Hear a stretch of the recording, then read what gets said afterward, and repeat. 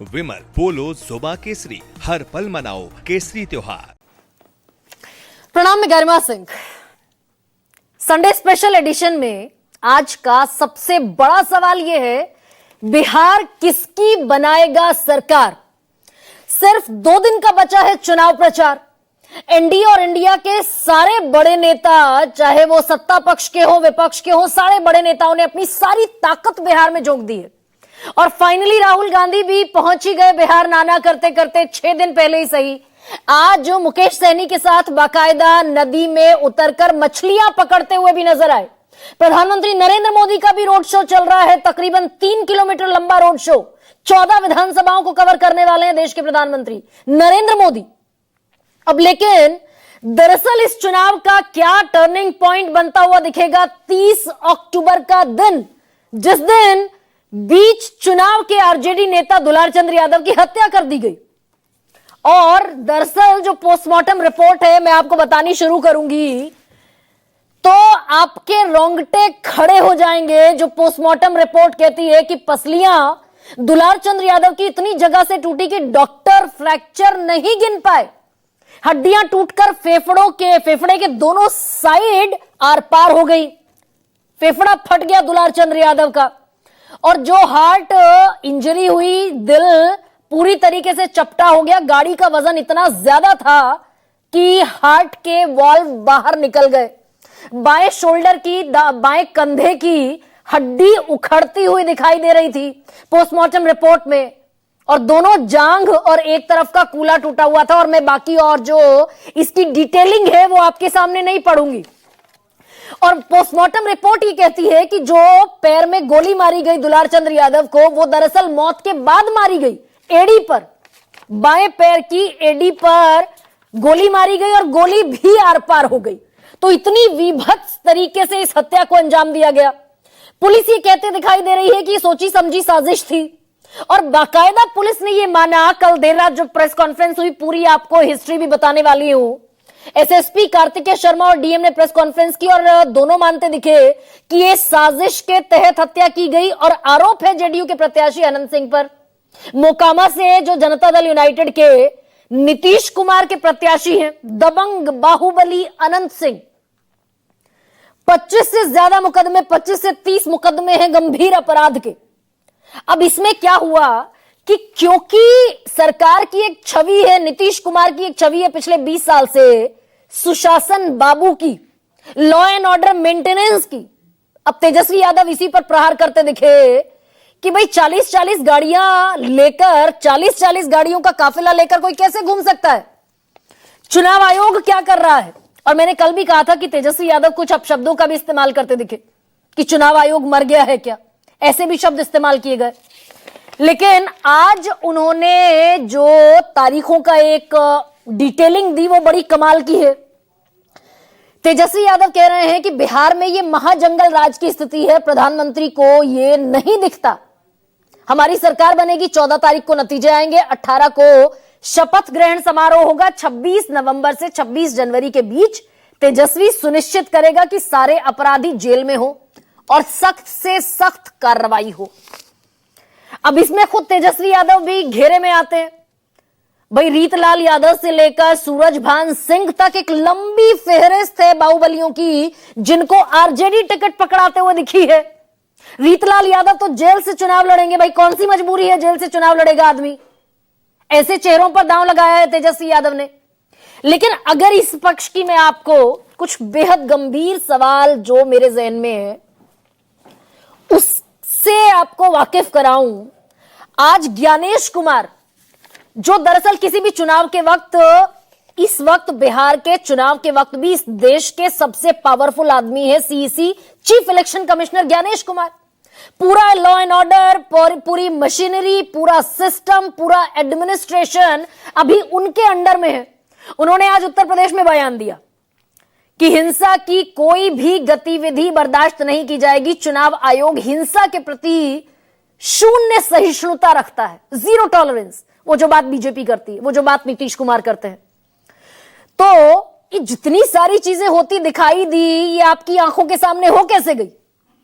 Police ये कह रही है इस पूरे मामले में, जो कल प्रेस कॉन्फ्रेंस हुई पुलिस ने कहा कि हमने 100% हथियार जमा करने के निर्देश दे दिए हैं। अब ये अगर चुनाव आयोग जीरो टॉलरेंस पर काम कर रहा होता तो ये सारे हथियार जमा हो जाते उसी दिन जिस दिन मॉडल कोड ऑफ कंडक्ट लागू हुआ, एमसीसी लागू हुई 6 अक्टूबर को। 40 गाड़ियों का काफिला लेकर घूम रहा था अनंत सिंह, और था शब्द का क्यों इस्तेमाल कर रही हूं यह भी बताऊंगी अभी। और ये अनंत सिंह की बाकायदा स्टेटेड स्टेटमेंट है अनंत सिंह का कि 30 गाड़ियां आगे चली गई, 10 पीछे रह गई।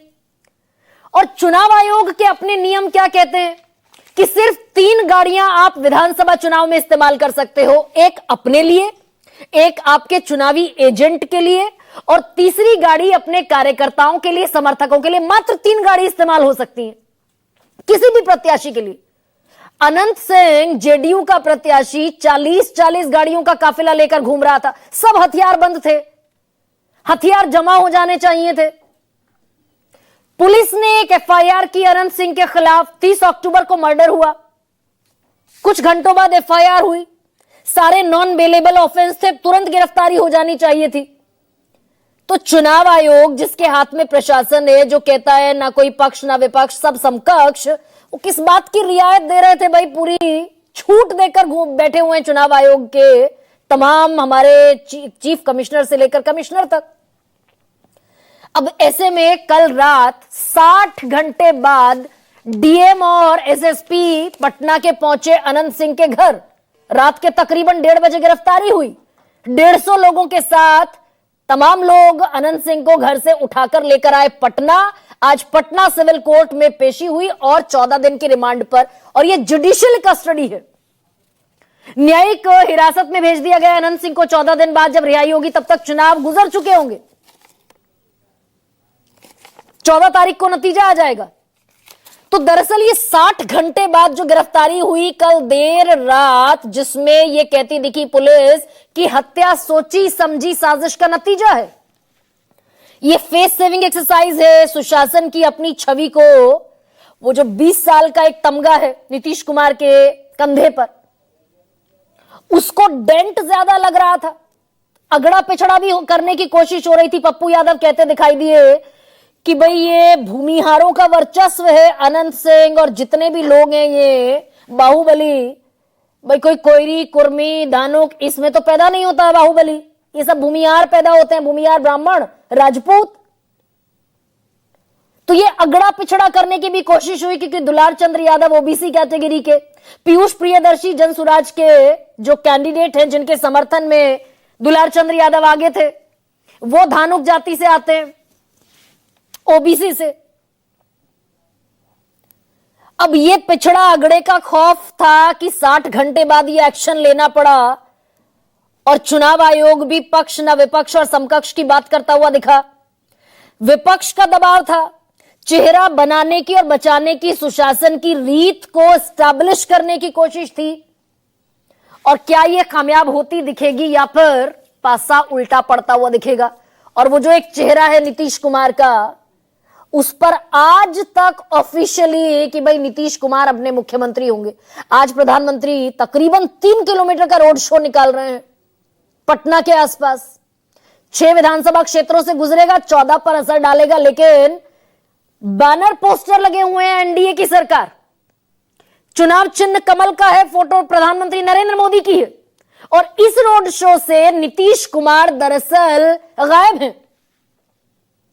तो नीतीश कुमार नहीं होंगे, केंद्रीय मंत्री ललन सिंह होंगे इस रोड शो में।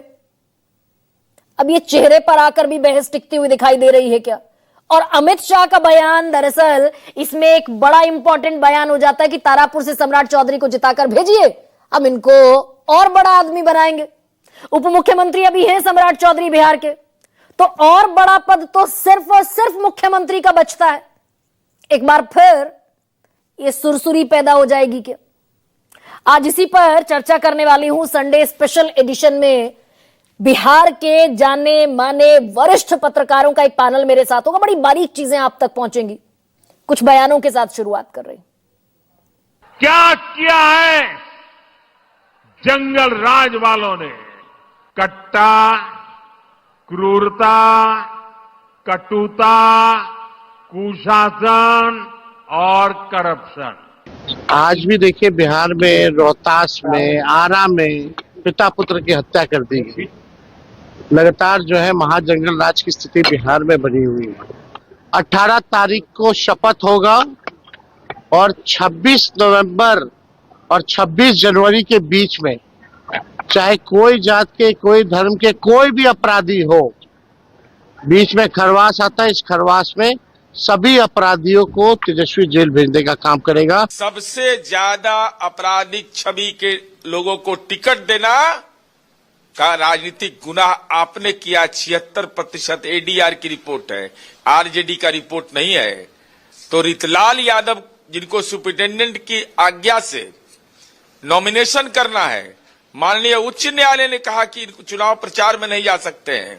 आखिर कौन सी मजबूरी थी कि आपने रितलाल यादव को टिकट दिया? जो इनका जंगल राज की बात थी आज वो सामने आ गई सबके। ये है असली जंगल राज, जहां चुनाव के बीच में नेताओं पर गोलीबारी हो रही है, नेता करवा रहे हैं। इससे ज्यादा और क्या आपको उदाहरण चाहिए कि जंगल राज का? आज प्रधानमंत्री का रोड शो है तो जाहिर सी बात है कोई लीपापोती करनी थी, इसलिए गिरफ्तार कर दिया। अब ऐसे में आज का सबसे बड़ा सवाल आपके सामने रखते हैं।